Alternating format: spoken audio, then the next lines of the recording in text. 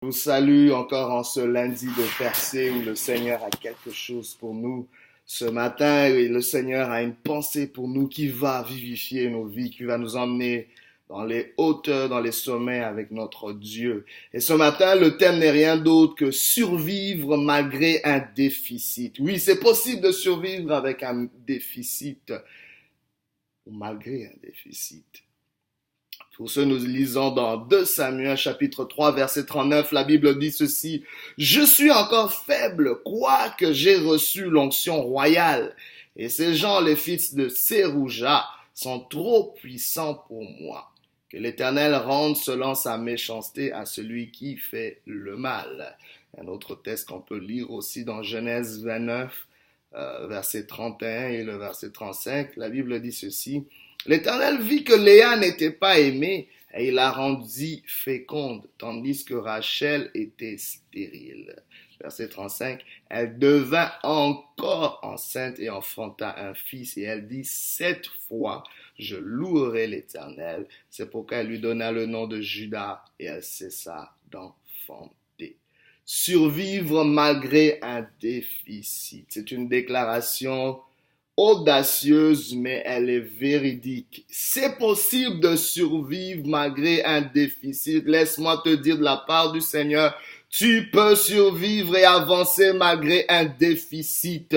Car la course n'appartient pas aux plus vaillants, aux bien portants, aux plus intelligents, mais tout dépend pour chacun des temps et des circonstances, des saisons et de la grâce divine. Tu n'as pas besoin d'avoir tes 2 pieds pour arriver à la ligne d'arrivée. Tu peux finir ta course même en boitant. Tu peux finir ta course même en manquant ce que tu es en train de chercher. Même en pleurant, tu peux finir ta course. La Bible est pleine d'histoires de gens qui ont achevé leur course dans un déficit. Moïse a achevé sa course malgré un casier judiciaire. Oui, il avait commis un meurtre dans son existence, dans son parcours. Mais cela ne l'a pas empêché de finir sa course. Rahab a fini sa course avec le stigma d'une identité de prostituée, mais son nom est écrit dans la liste des héros de la foi. On continue à l'appeler Rahab la prostituée, mais elle est, si vous ne le savez pas, un ancêtre du Christ. Car, bien-aimé, Dieu ne fait exception de personne. Et par sa grâce, Dieu peut te faire survivre malgré un déficit. Parce qu'en réalité, ce qui compte, ce qui nous permet d'achever notre course, c'est la main de Dieu. C'est la main de Dieu associée avec l'effort de l'homme. Tu arriveras, tu finiras ta course. Je parle à quelqu'un, peut-être tu sais pas quoi faire avec le lot de la vie, le poids de la vie. Tu te manques des choses, il te dit, parce que je n'ai pas un mari, je ne pourrai pas arriver. Ou parce que je n'ai pas d'enfant, je ne pourrai pas finir. Parce que je n'ai pas d'emploi adéquat, je ne pourrai pas finir ma course. Arrête cela, bien-aimé. Tu n'as pas besoin d'avoir tout pour finir ta course. Même avec un déficit, tu peux survivre et tu vas survivre. Notre problème, bien-aimé, c'est souvent que nous regardons trop à nos déficits plutôt qu'au progrès qui se fait malgré le déficit. Tu vois peut-être pas un progrès, tu vas dire, mais je n'ai pas l'air de progresser.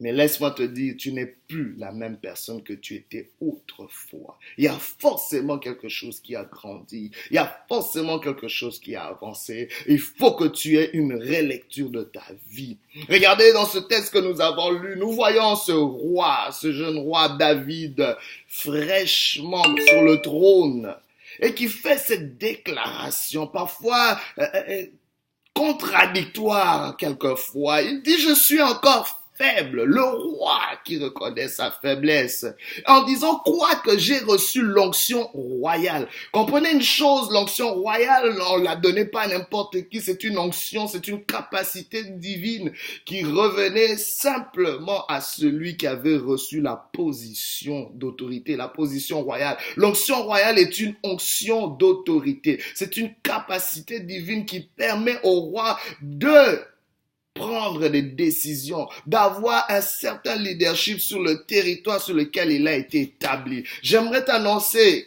que Dieu a déposé une onction royale sur ta vie. S'il y a un territoire que Dieu t'a donné, tu as forcément une onction royale sur ce territoire. Si c'est sur tes enfants, il y a une onction royale que tu as. Il y a une onction d'autorité. Il y a une autorité que Dieu t'a donnée. Mais malgré cette autorité, le roi reconnaît qu'il est faible. Le roi qui reconnaît qu'il y a des choses qui me dépassent. Il est en train de le citer. Il dit, ces gens, les fils de Tserouja, qui sont carrément ses neveux, parce que Tserouja, c'est sa sœur aînée. Il déclare que les fils de Tserouja sont trop puissants pour moi. Juste pour vous mettre dans le contexte, c'est les fils de Tserouja qui étaient ses neveux, qui étaient des vaillants guerriers dans son armée, et l'un d'eux, Joab, était le chef de son armée. C'était des individus qui avaient beaucoup d'ambition, mais parfois qui n'arrivaient pas à s'aligner à l'agenda du roi. Ils avaient parfois leurs propres agendas et leurs propres ambitions. Et il y en a un qui venait de commettre un meurtre, malgré que David ne voulait pas de cet assassinat. Et David est en train justement de faire cette déclaration, non seulement comme une plainte, mais comme un constat. Je suis roi, mais ces fils de Tserouja sont trop puissants. Pourquoi? Parce que non seulement ils sont nombreux, mais ils ont beaucoup d'influence sur l'armée. Je peux pas m'en débarrasser. On a des liens de sang et c'est difficile, c'est pas facile. Il ne savait pas vraiment asseoir son pouvoir avec ces individus. Il fait cette déclaration, je suis roi, j'ai l'onction royale, mais il y a des choses qui me dépassent. Je ne sais pas ce que tu es en train de vivre. Tu dis, je suis peut-être marié, mais il y a des conditions qui me dépassent. J'ai peut-être un emploi, mais il y a des choses qui me rendent encore faible. J'ai peut-être un compte en banque fourni, mais il y a des choses qui me dépassent. J'ai peut-être cette entreprise, mais il y a des choses qui me dépassent. J'ai peut-être ce ministère, mais il y a des choses qui me dépassent. Je ne sais pas ce que tu as, quelle est la chose que Dieu a établie entre tes mains, mais malgré cela, il y a encore des faiblesses quelque part. Malgré cela, tu es encore affecté quelque part. Malgré cela, mais Dieu te dit, tu vas survivre. De la même façon que David a pu achever sa course. De la même façon que David, en son temps, a servi au dessein de l'Éternel. Tu serviras au dessein de l'Éternel. Mais simplement, ce matin, Dieu veut te donner une autre lecture de ta vie, une autre lecture de ton déficit. Laisse-moi te dire que ton déficit crée un espace dans lequel Dieu peut déposer sa puissance. Ton déficit permet à Dieu, justement, de déposer sa grâce. Ton déficit permet à Dieu de te donner la béquille de sa puissance. Car sa puissance s'accomplit dans la faiblesse. Car il est Dieu qui peut agir et faire au-delà de ce que tu penses et demandes. Et c'est très important. Vois ce déficit comme une opportunité pour Dieu de se manifester. Tu n'as peut-être pas toutes les circonstances en ta faveur, mais laisse-moi te dire, tu as celui qui est maître des temps et des circonstances en ta faveur. Je n'ai pas besoin que toutes les circonstances s'alignent pour que je puisse réussir ma vie. Car le Dieu qui est maître de la vie, le Dieu qui est maître des temps et des circonstances est avec moi. J'arriverai, j'avancerai, je finirai ma course, même si toutes les conditions ne sont pas réunies. Bien-aimés, ceux qui attendent les conditions, ceux qui attendent que le vent soit favorable pour entreprendre quelque chose, attendront longtemps et le vent ne sera jamais favorable. N'attends pas que les vents tournent à ta faveur pour réussir. N'attends pas que cet homme que tu as épousé puisse changer, commencer à t'aimer pour avancer. N'attends pas que ses enfants commencent maintenant à obéir pour avancer. Tu as une vie, tu dois avancer malgré cela. Bien-aimé, les circonstances te rencontreront sur ton chemin. Les circonstances te suivront. Ce n'est pas à toi de suivre les circonstances. Toi, tu suis celui qui est maître des temps et des circonstances. Suis Dieu. David a compris ces choses. Il devait suivre Dieu et les circonstances allaient s'aligner vers leur maître. Je ne suis pas maître de mes circonstances, mais Dieu est maître de mon temps et de mes circonstances. Quel pouvoir j'ai sur cette journée? Quel pouvoir j'ai sur cette année? Bien-aimé, c'est Dieu qui connaît notre temps. Mais tout ce que Dieu nous demande, c'est de le connaître. C'est de connaître celui qui connaît notre temps. Et notre temps, nos circonstances vont s'aligner. Aujourd'hui, jette tes regards vers celui qui peut contrôler toutes choses. Jette tes regards sur celui qui peut dire un mot à ton temps. Celui qui peut changer les circonstances. Vous n'avez jamais vu comment la vie d'un homme peut changer en une journée. Pourquoi? Parce que celui qui contrôle le temps peut décider de ce qui se passe dans le temps. Il est le maître de l'histoire. Il est celui qui établit des rois et qui en défait. Oh, il y a des régimes qui ont duré, des dictatures qui ont duré et qui ont pensé qu'elles allaient être éternelles. Mais le maître de temps et de circonstances, quand il décide, même les dictatures qui ont fait une trentaine d'années peuvent s'achever. Il y a des systèmes qui pensent qu'ils sont éternels. Le capitalisme n'est pas éternel. Elle aura aussi sa fin. Car il y a un Dieu qui est maître des temps et des circonstances. Il y a des choses qui ont peut-être duré dans l'histoire, mais qui ont eu leur déclin. Même l'histoire nous montre qu'il y a un apogée, il y a un déclin. Notre Dieu est celui qui demeure le même. Il est assis sur son trône. Oui, David a peut-être reçu une onction royale, mais il avait encore une faiblesse.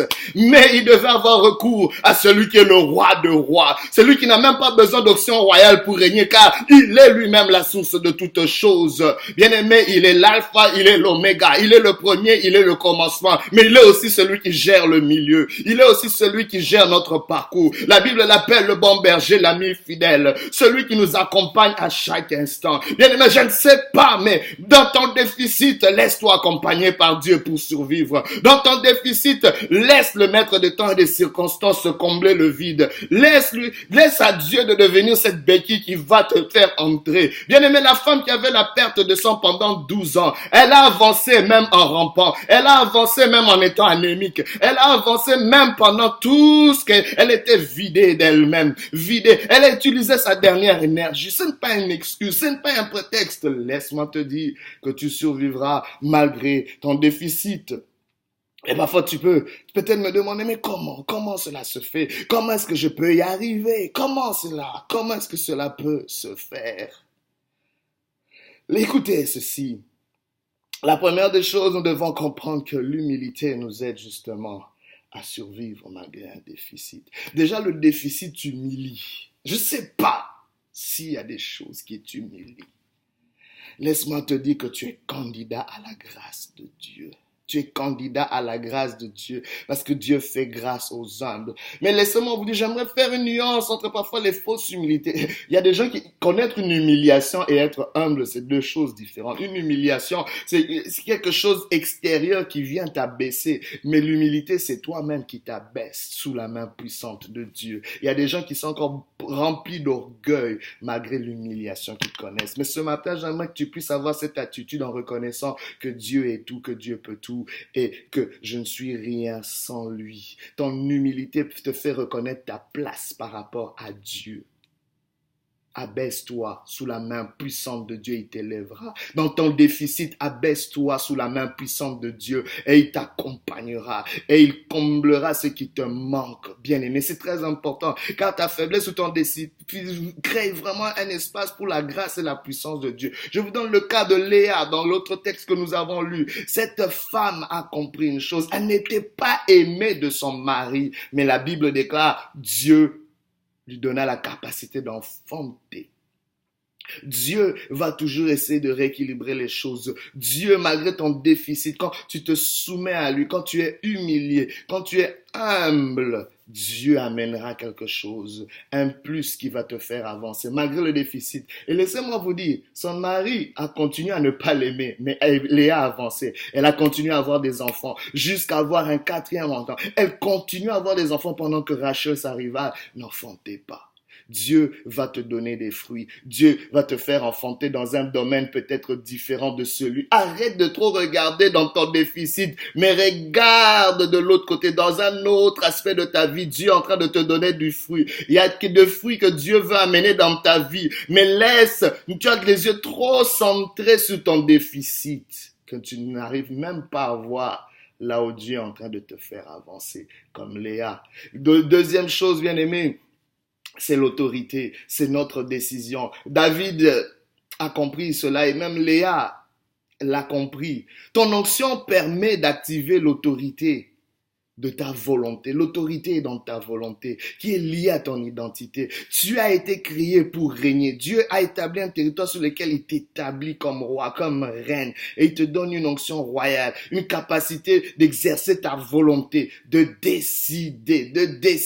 Ta volonté est une puissance en soi. Ta décision est une puissance en soi. Et David avait reçu cette onction royale malgré qu'il était faible. Mais Dieu lui disait, il était en train de lui dire, exerce ton autorité, exerce ta volonté, soumets ta volonté à la mienne, accorde ta volonté à la mienne, prends des décisions. Et Léa, c'est ce qu'elle a fait. Pendant qu'elle avait 3 enfants, elle voulait toujours continuer. Elle n'arrivait pas à voir que Dieu la faisait avancer, mais elle voulait toujours que mon mari pourra m'aimer. Maintenant, j'ai tel enfant, mon mari va m'écouter, mon mari va me voir, mon mari va me considérer. Mais cela n'arrivait pas. Mais au 4e enfant, alléluia, elle a pris autorité. Léa a dit, je décide. Elle a pris une décision de louer. Elle a dit, cette fois-ci, ce ne sera pas par rapport à mon mari, ce ne sera pas par rapport à mes circonstances, ce ne sera pas par rapport à ce qui me manque, ce ne sera pas par rapport à mon déficit. Parce que tout ce qu'elle voyait dans sa vie, elle regardait par rapport au déficit. Mais cette fois-ci, elle a décidé, elle a pris autorité. Elle a dit, cette fois-ci, je louerai l'Éternel. Bien-aimé, l'autorité commence quand tu mets le je.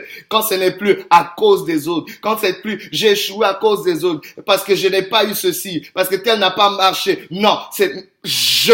Tu prends ta responsabilité. C'est là que l'autorité commence. C'est là que tu commences à exercer l'autorité. Elle dit, je louerai l'Éternel. Prends une décision. Je sais pas, mais tu as une décision à prendre. Mais le j'arriverai, je réussirai, je triompherai, j'avancerai, je bénirai Dieu, je vivrai, je ne mourrai point. J'aimerais que tu puisses mettre le je devant un verbe d'action, devant un verbe de réussite, devant un verbe qui te fait avancer. C'est très important. Prends cette décision. Bien-aimé, là, Dieu attend une décision. Ton déficit attend une décision pour te permettre d'avancer. Et la 3e chose pour finir, bien-aimé, c'est les relations. C'est une relation. Tu es beaucoup plus puissant quand tu es plus connecté. Plus tu es connecté, plus tu es puissant. Plus tu es connecté, plus tu es puissant.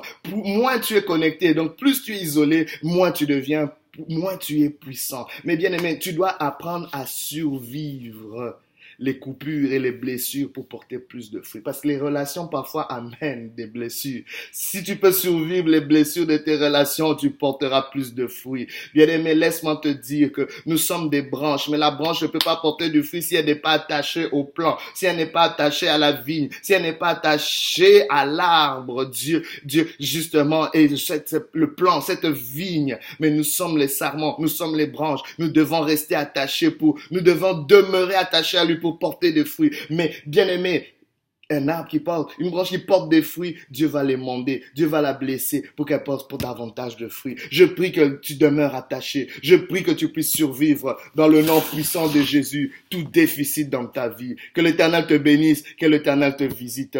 Au nom de Jésus-Christ, relève-toi et survis ce déficit dans le nom puissant de Jésus.